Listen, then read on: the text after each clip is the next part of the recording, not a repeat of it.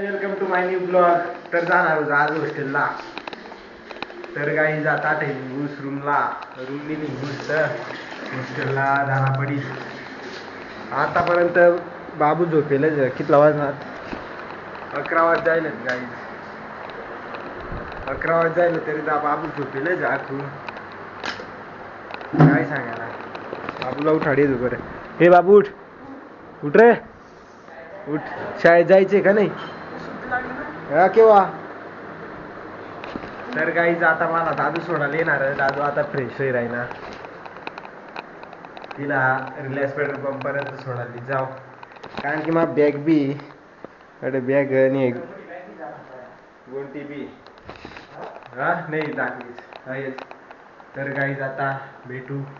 काही जाता निघायची केलं जाण. दादू आता गाडी बिडी काढणार. चला ना दरवाजा बंद करूया. तर काही जटे गेलं जाता. तर चला भेटू आता नेक्स्ट ब्लॉक मग. तर काही जाता इला गेलो रिलायन्स पेट्रोल पंपला. आता दादू मला सोडून जाईल आहे ना. तर आता आम्ही जाऊ सांगितली माहीत जाईल बा. दादू आता परत जाईल.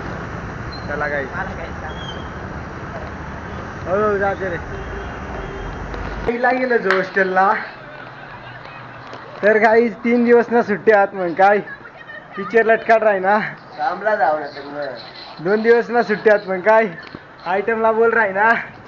गाई जाय चाल रहा आठ हॉस्टेलला. काय हरकत नाही. OGT वाला पडेल संग काय विषय नाही. चला गाईज